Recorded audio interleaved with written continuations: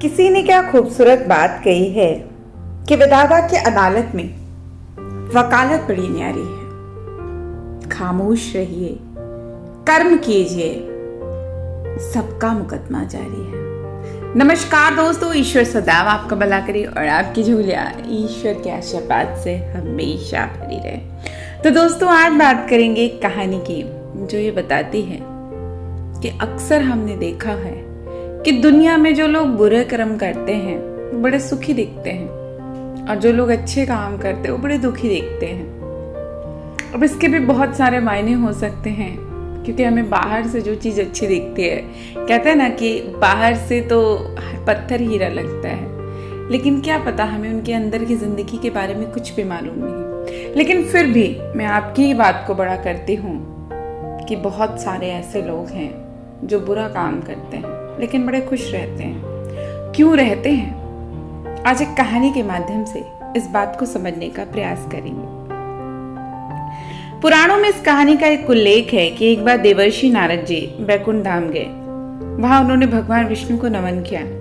नारद जी ने श्री हरि से कहा, प्रभु, पृथ्वी पर अब आपका प्रभाव कम हो रहा है। धर्म पर चलने वालों को कोई अच्छा फल नहीं मिल रहा, जो पाप कर रहे हैं उसका भला हो रहा है। तब श्री हरि ने कहा, ऐसा नहीं है देवर्षि, जो भी हो रहा है वो नियति के जरिए हो रहा है। पता नहीं उस व्यक्ति ने पिछले जन्म में कितने कष्ट भोगे थे जिसका सुख वो इस जन्म में भुगत रहा है। लेकिन यदि उसने कर्म इस जन्म में खराब कर लिए हैं तो जरूरी नहीं है उसको उतना सुख मिले जितना वो नसीब में लेकर आया है। लेकिन यदि किसी ने पिछले जन्म के अपने कर्म बहुत खराब किए और दुख भोग रहा है, लेकिन यदि अपने कर्म अच्छे कर रहा है तो जरूरी नहीं है वो उतने ज्यादा दुख भोगे जितना वो अपने नसीब में लेकर आया है। नारद जी ने कहा, प्रभु, आपकी कोई भी बात मेरी समझ में नहीं आ रही है, क्योंकि मैं तो देख रहा हूं कि पापियों को बड़ा अच्छा फल मिल रहा है। भला करने वाले, धर्म के रास्ते चलने वाले लोगों को तो सिर्फ बुरा ही मिलता है। भगवान ने कहा कि चलो ठीक है, तुम्हारी बात ही बड़ी करते हैं, कोई ऐसी घटना बताओ।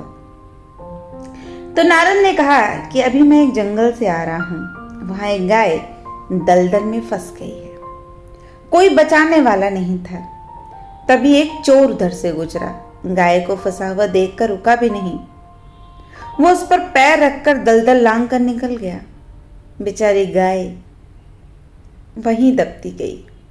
आगे जाकर चोर को सोनों की मोहरों से भरा एक थैली मिल गई और थोड़ी देर बाद वहां से एक बहुत वृद्ध साधु गुजरे।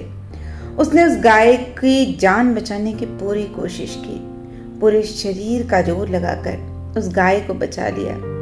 लेकिन मैंने देखा कि गाय को दलदल से निकालने के बाद वो साधु आगे गया तो कमाल की बात है कि वो खुद एक गड्ढे में गिर गया। बताइए प्रभु, कैसा न्याय है?